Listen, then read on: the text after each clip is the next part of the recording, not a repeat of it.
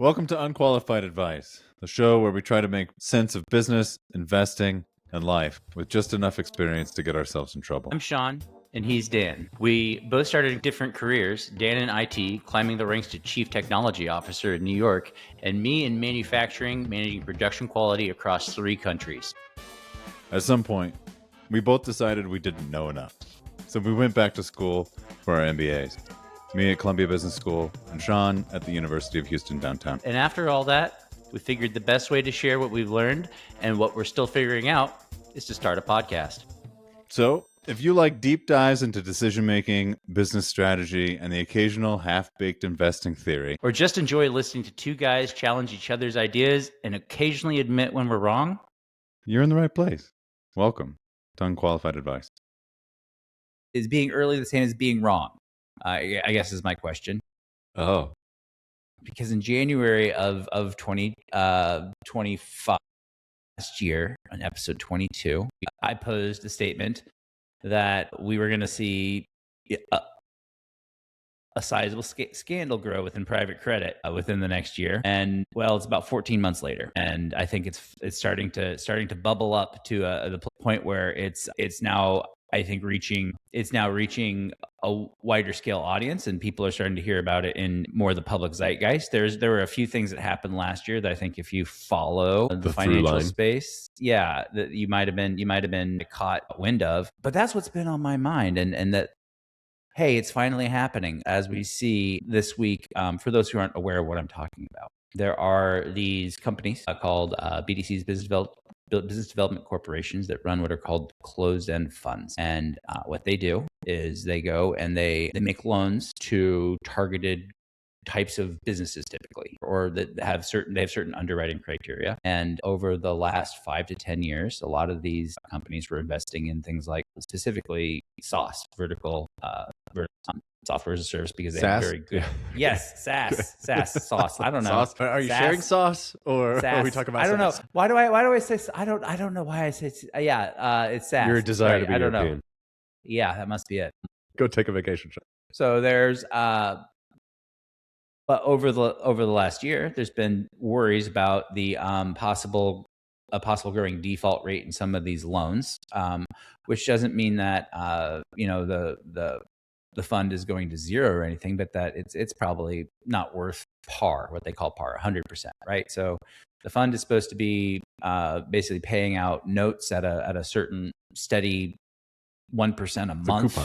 The coupon to the investors in it, and in some cases they've actually had to trim coupon payments even, and that's what started to get some of the rich dentists that are in these things trying to withdraw a bit. Last in, first out.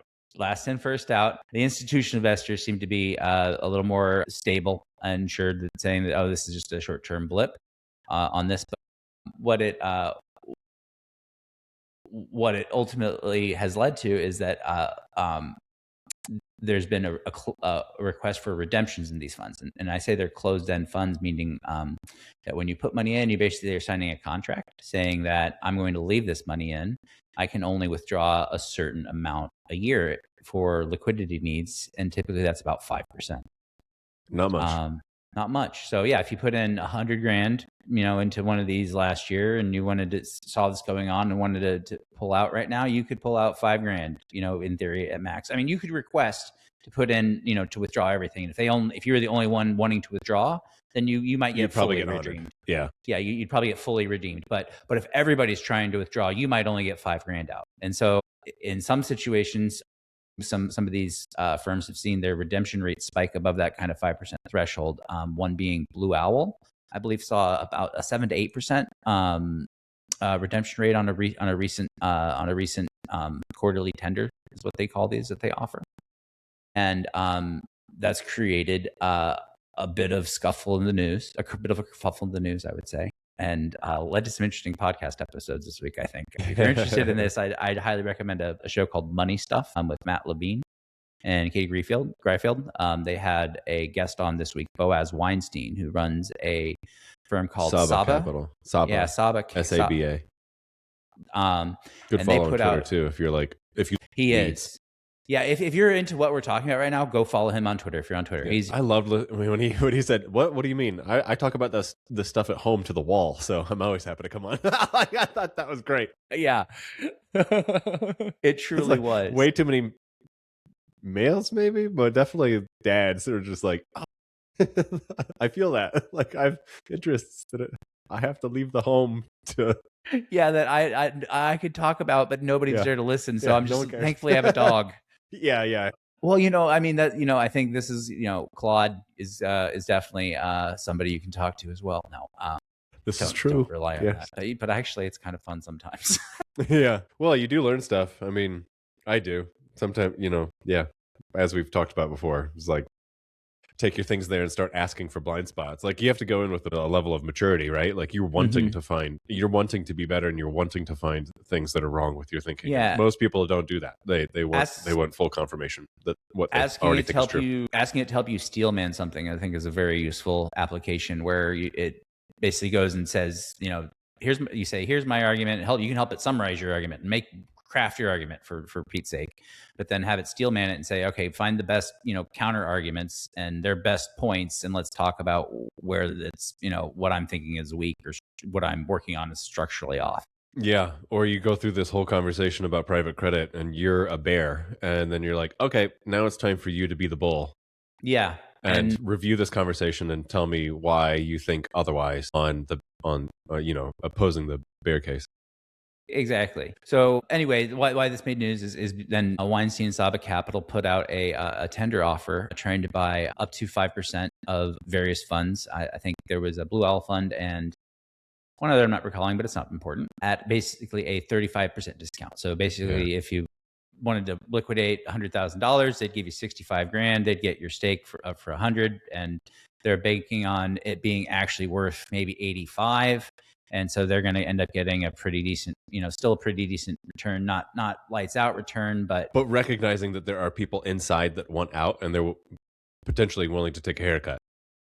And so they're saying, we'll help. The cash is worth more to me today than your $85,000 tomorrow. Yeah, exactly. So that's their trade here, and I think some people would say, well, that's maybe taking advantage. I think it's you're entering into these market funds mechanisms. Market mechanisms. These are all voluntary players.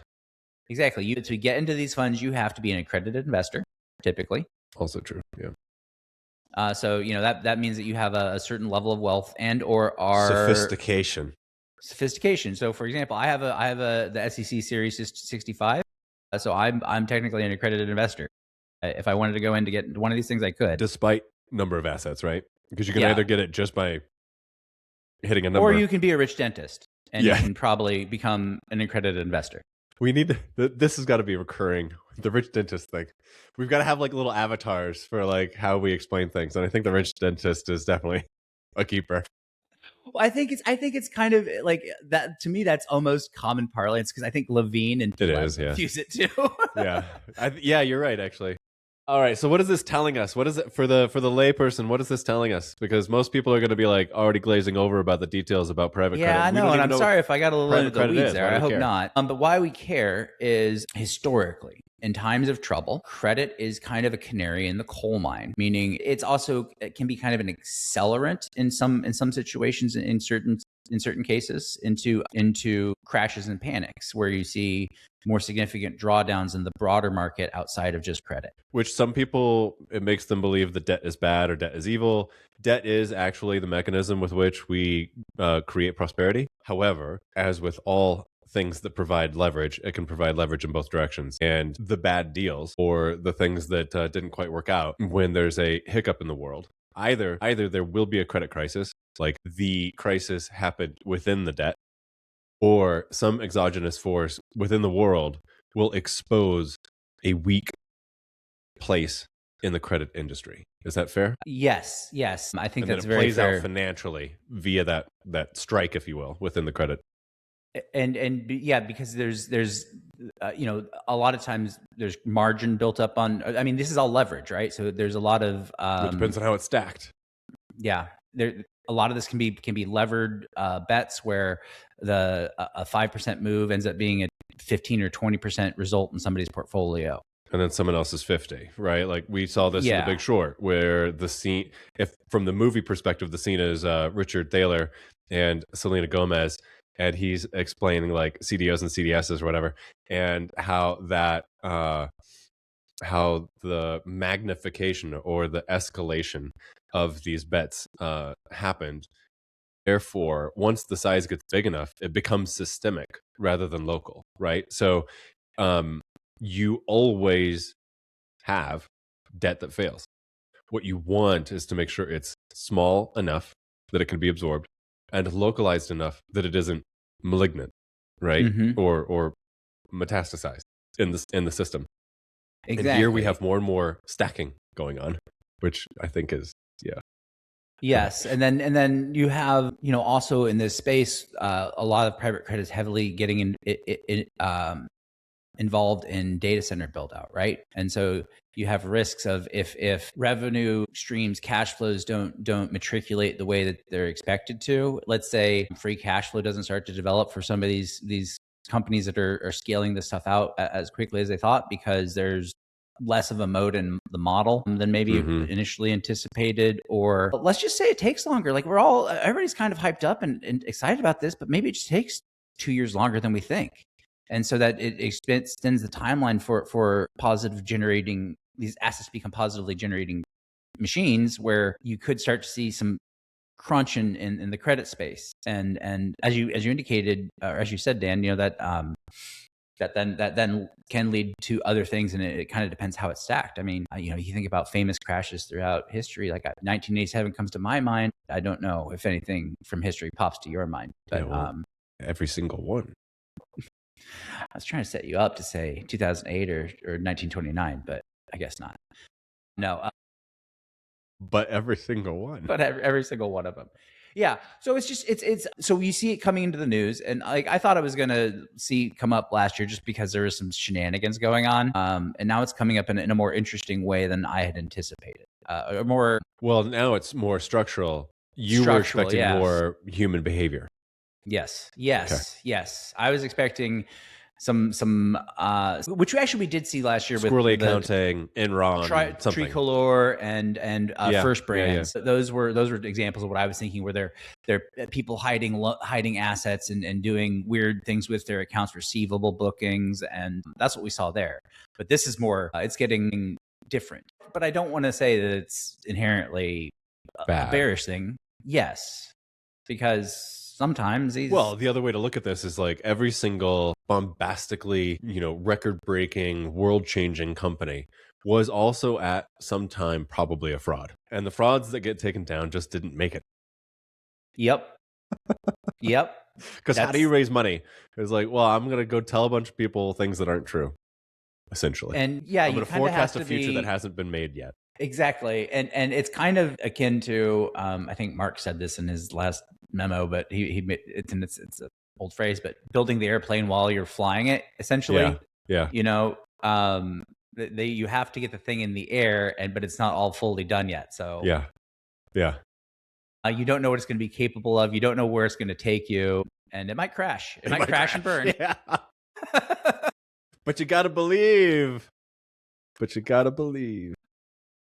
Well, it's also a reminder, like, I don't know, going back to, or I don't know, tying this into like a little bit of positive thinking. Like, you got to be realist around all this stuff, but like a little bit of positive thinking where, like, you know, you have to believe it. Every single thing in the world, whether you like it or not, and especially the things that you want to celebrate, that beautiful building, that wonderful coffee shop, that anything, it is a labor of love someone like thrust into the world. It didn't just happen. Somebody had to do it. And had to like probably scrape and prod and dig and all kinds of hard things in order to make it happen and make it stay. Anyway, humans. There's sunk cost fallacy ingrained that keeps things going in a way that you don't understand. Yeah.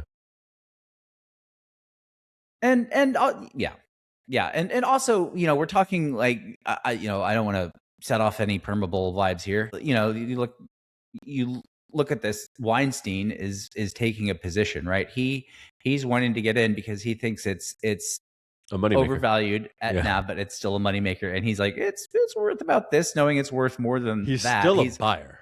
He's still His a price buyer. is lower. Yeah. His price is lower. Yeah. So he still wants in, and I think he realizes that it's a good time because it's very emotional, right? He realizes this is the time to get on the emotional side. Yeah, and when to other get on people the are fearful or other where his people are greedy. sophisticated, where they're like, I bet a lot of rich dentists listen to money stuff and You think so? are hearing. I don't know. Maybe not. I bet a handful. I don't think there's maybe not. I don't know. Yeah, that caricature is the unsophisticated investor. Okay, you're right. You're right. You have a busy day job, and you also make a lot of money, so you've got to, you only work 3 days a week, and you have lots of hobbies. But now imagine though, you're the investor that gets. So they all got a letter this week, right, saying, "Hey, Saba Capital is offering to give you this tender," and it's from Did Boaz the dentist Weinstein. read it, or did the financial advisor read it? I think it has to go to the LP. That's a good question, though. I don't know. The dentist may not have read it. That's a very fair point. That's what I'm saying. Yeah. And then, but that letter also came with that letter also came with a letter from Blue Owl saying, we would recommend against this and advising against it. But then, of course, if you're Weinstein, you're going to want to get out there and get on shows and talk about it to try to get as much interest as possible and to try to get that 5% that you're trying to get. He's using the activist game. Exactly. It's marketing. Yeah. Yeah. So I think that also means this is a good sign in a way, right? Well, this is the market mechanisms doing what they're supposed to do, right? I was listening to Boaz talk, and I think there was something I listened to recently, and the very offhand comment of like, well, if you don't want to actually provide value in the world, you can just go work at a hedge fund. And I was like, yeah, I get it. I totally get the place where that is coming from. But then I'm listening to Boaz, and I'm like, we have such depth and sophistication within our financial markets that sometimes that is a problem by itself.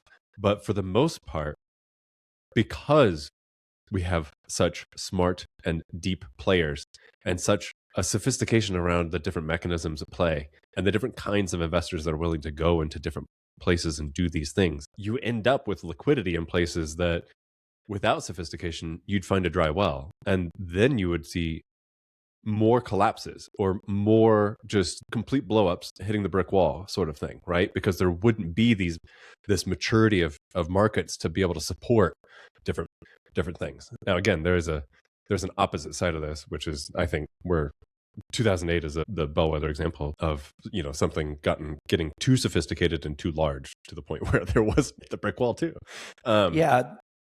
Complexity can be an issue, right? Because as things get more complex, you also lose visibility on the intensification effects.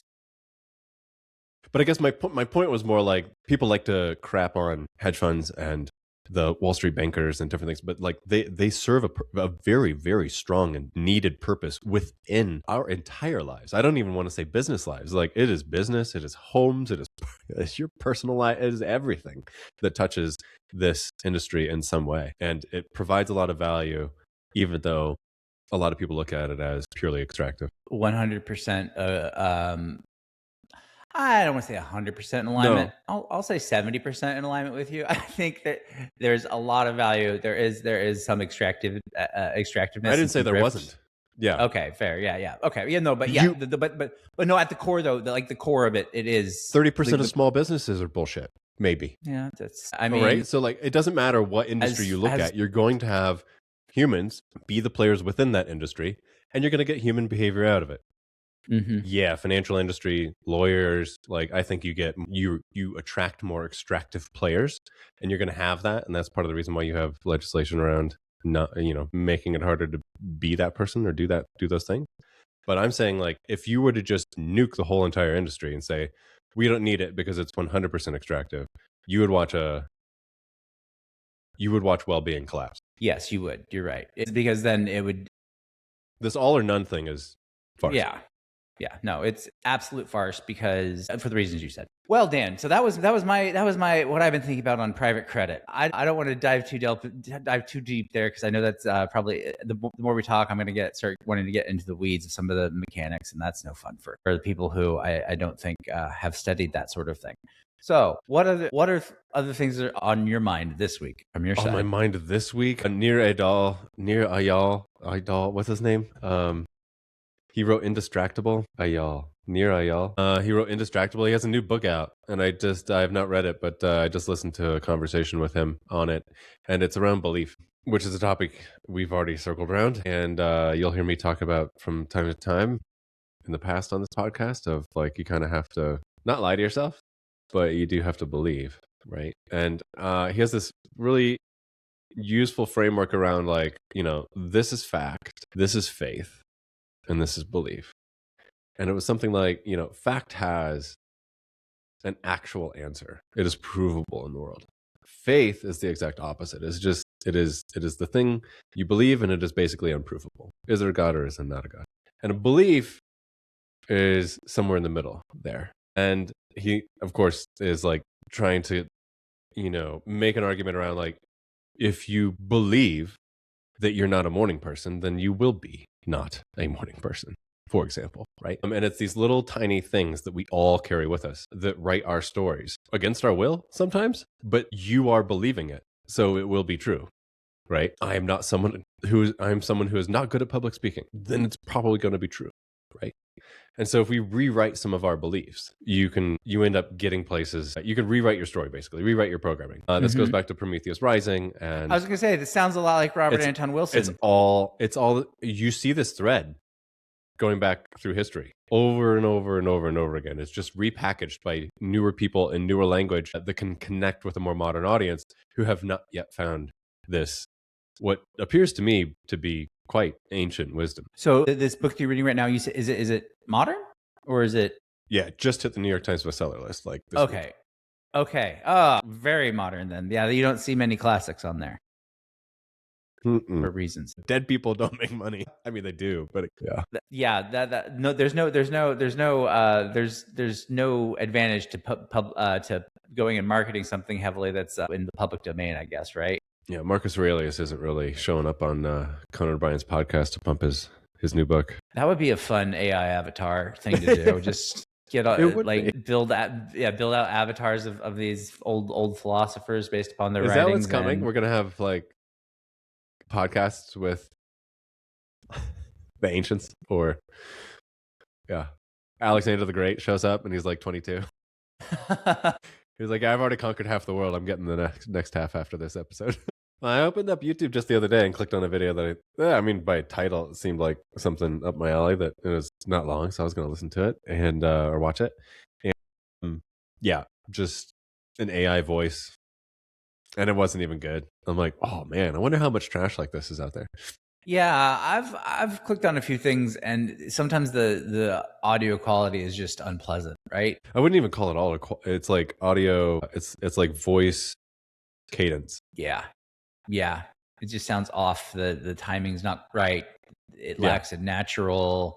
There was another one that was actually much more believable that I listened to. I listened to the whole thing because I was like, this is pretty good. And it was supposed to be Carl Jung something or other, like an Alan Watts lecture. And it sounded exactly like Alan Watts' voice, like spot on. And so I'm watching this for 18 whole minutes or whatever. And I get done with it. I'm like, that was really uplifting. I'm really glad I started my day with that, which was true. All of these emotions are true. I was feeling good about it. And then this lecture had a specific name or whatever, and I start Googling for it because I was like, I'll save the text down somewhere. No, doesn't exist. Totally made up. Oh, this is good.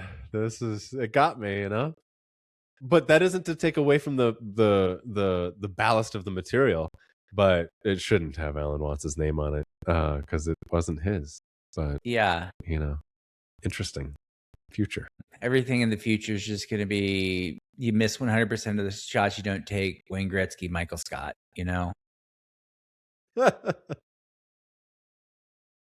We're going to be just attributing things that don't belong to other people that don't deserve it because we're going to use it to sell product somehow, and we're going to steal stuff from other people and, wrongly attribute it to wrong people, it's going to be chaos and nonsense. Like, I'm just prepared to not believe anything effectively going forward on certain fronts. Unfortunately, yeah. Speaking of missing all the shots that you don't take, our generation, approximately half of it missed out on affordable rates and creates a housing divide. No. Yeah, I was thinking about this too this week with the discussion around what interest rates are doing in the light of the world events as well, Well, Dan. can you fill us in quick? There's this place called, actually they renamed it this week. I saw on True Social, to the Strait of America. Okay, great. Yeah. That was a fun post that went up. No, the Strait of Hormuz is obviously causing some issues in global supply chains, which are going to probably cause a price shock, which will likely lead to some inflation, which will likely lead to central banks needing to raise interest rates against some people's wishes, which will impact housing affordability again, which I think leads right into where your head's at here, Dan, right? Yeah. No, 100%. I mean, we're seeing. So Go ahead. No. I'm sorry. I was interrupting. Please go. We are seeing, populist energy from both sides of the spectrum. And while they may be using different chants, the energy is the same. And I think at the end of the day, Mm-hmm. the problems that are driving this behavior are very few. And housing is one of the biggest ones, perhaps. The haves and have-nots.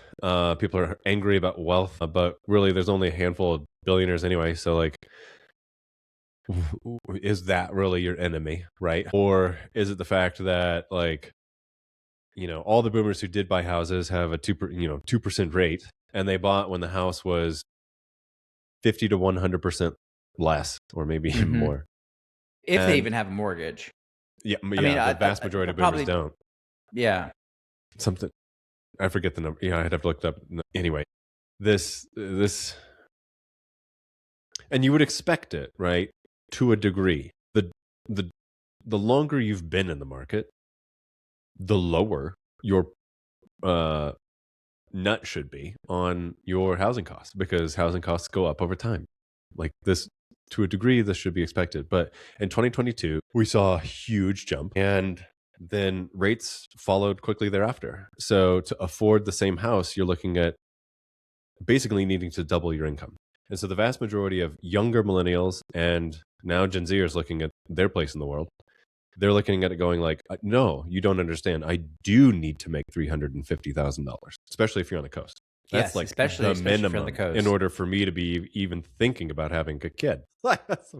And I'm making numbers up, so they might be steeper and more exaggerated, or maybe not. Like if you're looking at San Jose, I'm going to posit that you need to be making more than $1 million.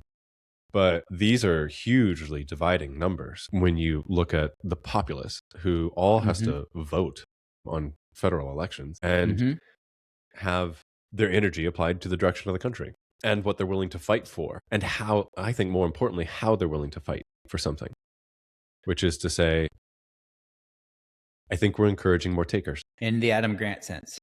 Yes. Okay. Natural orientation, the natural majority are matchers, and there are, a few givers and not, and a few takers. But I think that big swath of matchers is like anything that's in the middle. You apply enough pressure in a particular direction, and you'll start getting the badger in the corner behavior, which, like, I don't know how else to exercise what I need to exercise, which is more and more matchers are being pushed to being attracted to taker behavior, which is, I can't get it. I know I can't get it, or I believe that I can't get it. And therefore, I will vote for people telling me that they're going to take from these people and give to me. So what I agree in principle with a lot of this, but my question is, how do you see that taker behavior manifesting then? If you're saying that you think people are being pushed into being takers, how does that actually manifest in terms of their actions? They'll vote for rent control, for example. Okay. Even though on the medium and long term, that is always, always, always, always bad. But if you have been pressured and you feel like you're in a corner and you believe that you can't escape, you don't have any other option, and you believe all your peers are just like you, then why not take? Why not vote rent control? Because in the short term, it does relieve you. Mm-hmm. Yeah, and it sounds like a great thing for me for the next 3 years, which is all I'm thinking about right now. Well, yeah, I was going to say, I don't think any of these people are actually considering the system, Mhm. which, when you do, you would hopefully consider the fact that like you're shooting yourself in your own foot, likely. Mhm. Yeah. If Yeah. you believe in your own ability to progress forward. If you believe that you're poor and will always be poor, then maybe that orientation is correct. So let's talk about then the mechanisms by which this changes, in which we get out of this, because I think this also comes back to something we talked about a couple months ago. Several rounds of analysis that were done around the true cost of poverty level in America, kicked off kind of by Michael Green, right? Basically saying $140,000 a year is a poverty line salary in some Which parts is of the crazy to country. think about. But And you based have on to what you're look at that talking, at generational lines too, right? Like if you bought your house in 1992 and you lock, and you've locked in a great rate in 2020, you're almost done with your, I don't know, like, you could be working a $55,000 a year job. Like your household income could be 50 and you'd be fine. mm-hmm. You But absolutely would. as a 32-year-old who's thinking about forming a family, that number is now like 140 plus, right? So In Oklahoma. funny. Yeah, exactly. Really, a six-figure salary, I think, is now not as big.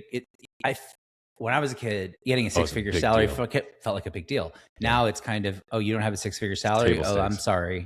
Yeah. Which is insane, because there's it's not true everywhere. In Houston, it's not exactly the same. Our cost of living's not terrible, where I think, Why? no, actually for a household though, it's six figures, right? Like, I think as a household, you have to be having six figures, probably. Well, yeah. I mean, but to hit six figures, you can have two earners at 55 grand each, right? Yeah. And which is not, I don't know. I mean, I think what we're trying to build here is that is not a home run. No, at all. I mean, and with that, what kind of housing can you afford in today's Yeah, it really depends on your market. world? Very depends on your market. Absolutely. So there's this huge stratification within this discussion as well. Absolutely. And then you end up with geographies that are themselves stratified too, right? Where you have just wildly disparate housing prices. Not wildly disparate. You have significant variance in housing prices even within, I'm thinking in like the Houston area, right? Like from one part of town to the other, you can have a 20-30% swing per square foot. But that's also because Driven by of schools and proximity to certain kinds of work clusters. I imagine. Exactly. But that's also worse. Zoning, there's lots of weird things. In Houston, yeah. I mean, that's part of the reason why your housing costs have not. Maybe, yeah. I mean, the zoning here is like, but generally to find a home that you would be able to afford at $100,000, on a sub $100,000 a year salary, you're not going to be living in the nicest areas of town, right? Or even it's, if you can find it. If you can find anything, they're not going to be in a particularly, it's probably not going to be a well-maintained home. It's probably not going to be in a great area of town, generally across the board. But I don't know how it is in your area. I'm sorry. I took us off on kind of a tangent there. Let's just say 600. No one puts 20%. No one has 20%.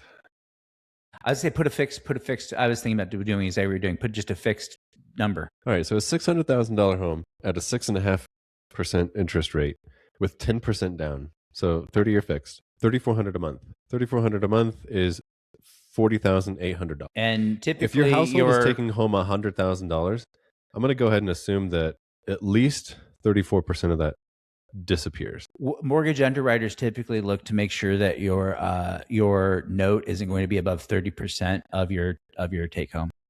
Okay, so 3,400 times 12 divided by what percentage? 30%, 0.3. So you need to take home $136,000 to afford a basically starter home in my area with reasonably good credit, right? And true. So can you even get a note, right? Or can you even get a mortgage? Yeah, is a question. Not even talking about Denver, like in whole, like specifically inside of my 10-mile radius or something like that. That's going to get you a paired home, so you share a wall with someone else.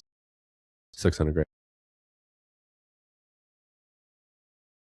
Now, what if it's now you kind of talked about there's a divide in the generation here, right? Also, that does not include taxes and insurance. Keep that in mind. Could go up another $1,000 a month. Oh boy, yeah, because taxes Or can more. be $2-3 grand a year, and then insurance. I'm sorry, insurance can be $2-3 grand a year, maybe But more yeah, depending sorry, upon your folks. zone. Right here. It's just taking super, super average stuff. So this is not specific to an area.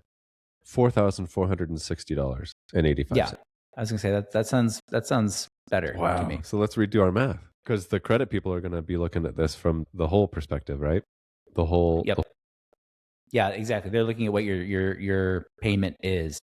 You said And that 30%. yeah, I believe that's what comes to my memory. All right, we're at just under $180,000 now. Starter home.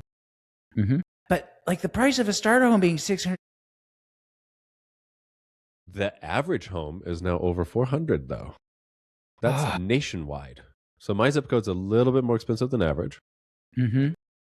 Nothing like the coast. And so my contention here is, okay, people are saying, oh, if interest rates come down, we could afford homes. I don't think that the interest rates where they're at right now are historically, they're still not that bad.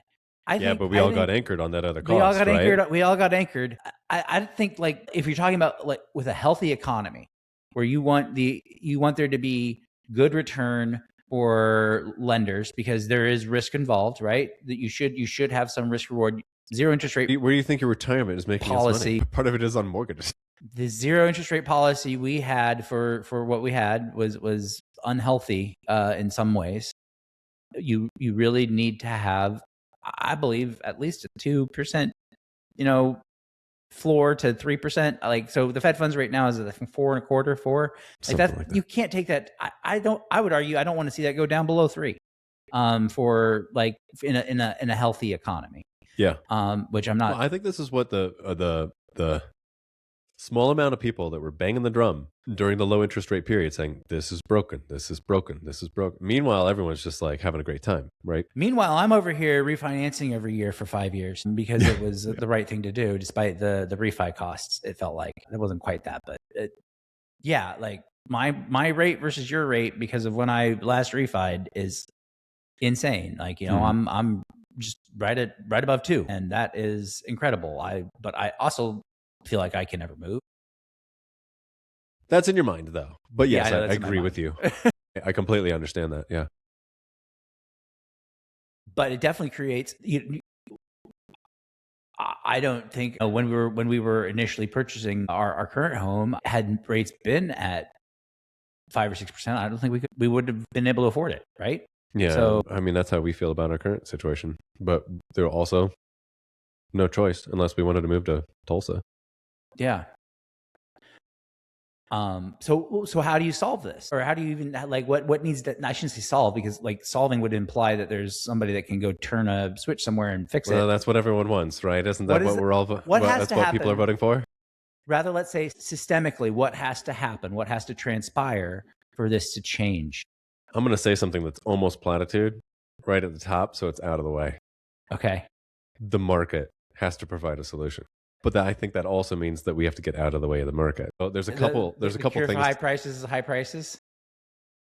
Basically, because it already has forced some people to reckon with the fact that they cannot afford San Jose. Mm-hmm. And they need to move. Mm-hmm. And to a degree, employers going, yeah, I can't afford it either. I can't afford to pay this person in this role to be in San Jose. Because the total cost of employment is $1.2 million per person just to like have a 1,000 square foot home with no HVAC.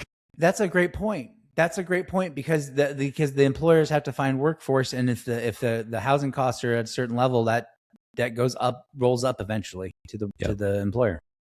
Some startups in San Francisco, I don't know. I don't think this is a good use of venture capital money, but it's how it's getting used. Is giving people $2,000, $3,000, $4,000 a month as a stipend for their rent in San Francisco because rents are $8,000 for a little place. Yeah, so as a stipend, it's not even covering their full rent. No. So I think this is trying to paint a picture of like I think the markets and the incentives are broken. Now we can all get angry and raise our pitchforks and try to set stuff on fire, or I think some of this is just duration. We have to endure the pain of letting the market settle this out a little bit. I would say we need to build more homes and relax some zoning rules. But that's again the same argument of let the market figure it out, right? Get out of its way.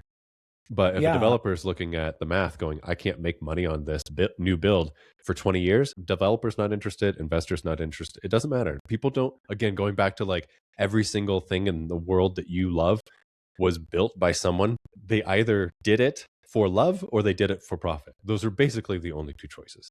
And I don't think too many people are building fourplexes out of love. I don't think so. Here's an interesting question. Are there too many profit takers in the system as well? Like you mentioned, the developer, the investor, like there's different layers that are taking a cut at different points. Is there any? How would it be done differently? I don't know though. Yeah, I don't know. I'm just, to me, the profit mechanism is what you want. And if you take it away, then you end up with no homes. Yeah. Like my grandfather, bought a plot of land. Him and his brothers built their house, right? My dad built his house too. You don't see that today. You know why? Why do you think? You're right. My grandfather's house probably was not the code. If there was a code. Now you have to have a certified, licensed, and bonded, insured electrician to come run your wiring. You can't do that yourself. The city won't permit you, for example. So what are you going to do? You could GC your own home. You're not building it. No. And GCing it, you'd save some, but it's still going to be. And if you've never done it before, you're probably not going to save as much as you think you're going to save because it's going to be hard because you're unpracticed and you don't know what you don't know. Well, that's also my grandfather and his brothers were carpenters, so that helps.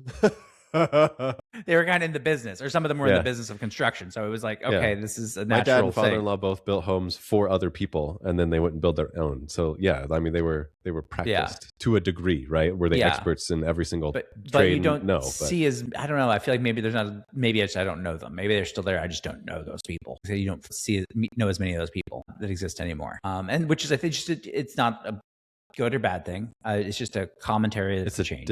It's actually a question mark. It's like, what are the true drivers here? Like, I have an idea. My idea is it's around code and being able to pass inspections with municipalities, but there could be a lot more to it. Yeah. Which is, maybe people have gotten better measuring opportunity cost. I can tell you, I am much better off sitting and doing work rather than building my own home. Absolutely. There are things that I do, like we'll have an electrician come out to do something and it's like, I could do that. I could have done that. Yeah. But he knows exactly they just know a few things that I don't, that I'd have to sit there and it would take me 3 hours to do something that took them 30 minutes and I would get it done. And is that compounding knowledge for you, or is it one time? Should you just get better at your job? Yeah. Or also I spend time on my job such that I can have the resources to pay somebody else to while the electrician's do something there. while, and not have to always be on. Yes. So this is more mature economic decision making.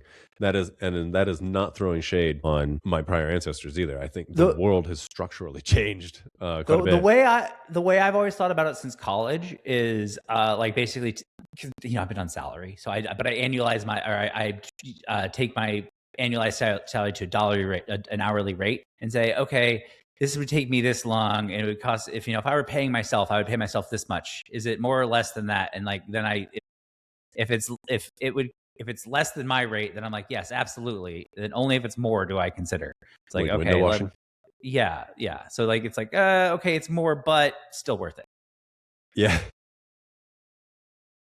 I at least pass it through that lens of. I think it's a good lens to pass through. You also have to have the time.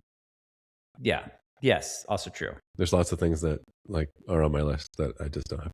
I don't have the time. I would like to do. I don't have the allocation. But I don't know. I'll like take this one step further, right? Like, I mean, I kept saying it, populism, and I don't know, people trying to push through bad policy. This is tearing us apart, and I don't think we are not headed in the. So it's tearing us apart, and what else is another systematic solution for this? What is that happening, and you getting something like a recession that causes a structural decline in housing prices, where then now a 3 to 5% mortgage on a house is affordable, but all the boomers have seen their pile of wealth incinerated. Yeah. Incinerated. I think that's the only way, because you can't make that choice. You can't, as It a politician. it would F me. Like, I'm sitting here with a good chunk of equity in my home, but I also am starting to think that might be this is the way. The Mandalorian, this is the way here. This is the way. Its values are too high, but we need to get more people in. Overvalued things, but we need to get more people in. But there are a lot. The values can remain structurally high because there's a structural supply and demand problem too. So frankly, I don't think the asset price would stay that low for that long. That's true. There'd be a fire support. sale. You'd have quick support hitting at 10-20% down. Maybe. I mean, the thing is, like, if you're gonna have if there's gonna be a strong enough force that affects housing prices that strongly, then the very people that we're talking about, well, some of them will become forced sellers, and then the very people that we want being brought in will also be subjugated to forces that remove them from the buying well for a time. The question is, how long is that time? Yeah. I mean, you could have 1970s had, historically a double spike of inflation, right? And there's been a lot of conjecture about we saw a spike here in the 2020s and kind of leveled off a bit above where it was previously. If you lay the chart of, I forget what the exact years, but like 1971 through 1980 with like 2020 through today, they overlap very nicely. The inflation number? Yeah. And it's like, okay, so now... so we're going to go through another spike. Are we going to go through another spike? And is like this Iran stuff that's going on the catalyst to get that going with increased energy costs? How long do I have before it starts getting bad? Months. No. Okay. I saw the same graph. I think I've got 2.5 years or something like that before it really climbs. I know. I know. I think it's a year or two. So put money in your piggy bank, people, to save now. And then start deploying that money when asset prices are, I don't know, well. Sign up for some big debts. Yeah, exactly. Be happy that you have a mortgage because it's getting inflated away. Exactly. That's a good observation, because what's you want to be a debt holder if you can. What would have to happen? What would have to happen to then fight that would be then a really aggressive interest rate policy of 8% plus. Yeah, Volcker era policy. Yeah, but like, there's always these arguments that like whatever Volcker did didn't matter because there were other, there's other structural forces at play, and I'm interested in those. And ideas. when that was going on, the U.S. was not a net exporter of energy. No, that was the whole impetus for the. Actually, and energy costs as a whole of the S&P were something like 20 or 30% versus 5 or 6% today. I mean, when you look at like the food and energy have like really deflated. Yeah, just totally deflated. It's muted, which is why I'm not panicked or anything. It's well, I'm curious. I'm curious. You and I are curious. I think other people could be pushed toward panic. Yeah. Well, to some degree, people already are, which is why they want policies that have historically been proven over and over again wrong. Well, yeah. So you could have these other policies like rent control to go into place that also cause systemic value destruction, which then gets you back. It's just another way of saying eventually asset values have to come down, and it's either through one mechanism or another. Yeah. Either way, pain is ahead. I hate saying that, but it because we're in pain. We're in pain. The only solution for that pain is other pain. Well, it's a K-shaped economy, right? There are booms and pain happening at the same time, and you could say like, well, it's always that way, and it's true, but like I think right now it's pretty acute in the sense that like the pain, there are people feeling pain today, really feeling pain, and then there are other people that are just walking around with like, I mean, they might not have cash in their pocket, but like the paper wealth is insane. And how much of it is paper, and how much if you tried to convert it to something real is just poof. It's all fine and dandy to say, oh, everybody has all this wealth, but then everybody wants to actually go do something with it and convert it from shares in something. Well, people want to take it, at which point you can't even take it because it incinerates as soon as it is attempted to be sold, especially if it's meeting a deadline, which if you just want to go buy a house, you might be able to get that done. Yeah. Yeah. Talk about the actual just asset value destruction from something like a proposed billionaire tax, right? Because you're going to have a forced sell-off that then creates like what kind of loop? Pain at every level, down to the very people who most support the policy. Yeah. I mean, they'll probably feel it most because they have got the least amount of margin to deal with in their lives. Otherwise, perhaps they wouldn't be voting that way. Or maybe it's more ideological than I realized. Is it ideological and philosophical for people, or is it I mean, it's everything. It just depends upon the person. Yeah, yeah. But I'm saying, like, we group all the people together and count them up. I'm wondering, how much of it is just like mind virus versus like they legitimately feel tons and tons of pain right now. Pain is in the mind, everyone. You can control it to a degree. So, practice agency and get after it. I think, let's all write our own fortunes a little bit more rather than blame others for the fortune that we find. But that's hard medicine to take. But I think that's good medicine for everybody to try to take, though. Yeah, it's hard medicine to take, but something we all need to do better at. Yeah, especially if this whole fourth turning thing that we talk about from time to time is real. It's gonna force everyone to practice a little bit more agency, right? So you could just practice it a little earlier and try to change our own fortunes. And we are in a time. Well, I think we're always in a time when you can change your own fortune to some degree. But there's going to be a lot of dynamics in terms of the way fortunes are changing, and so if you want to do it, now's the time. A good time. Yeah. There's a lot of new frontiers being created for you to go explore and try to find some practical use of your skills or your passion. Yeah. Really. Yeah, and what's the whole like the best time to plant a tree was 10 years ago, but the next best time is today? It's just because you feel like your fortune today isn't what you expected doesn't mean that you can't begin right now to try to make the next 10 years better, right? Start fresh. Unless of course you're on death row and today's the day. Outside of that, then probably.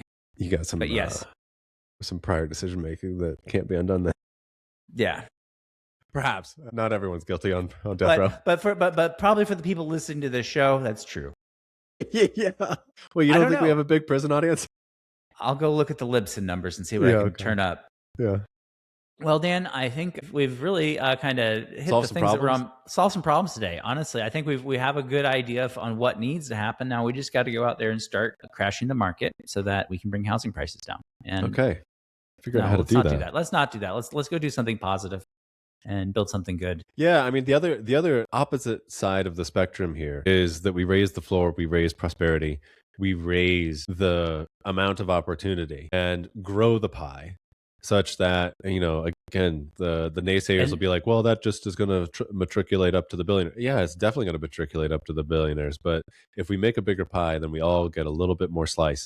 And if we all can get a little bit more slice, then we all might feel a little bit more empowered to participate.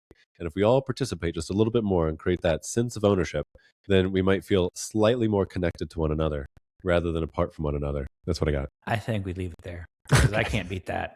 Thanks, everyone. Thanks, everybody. We'll see you next time. All right.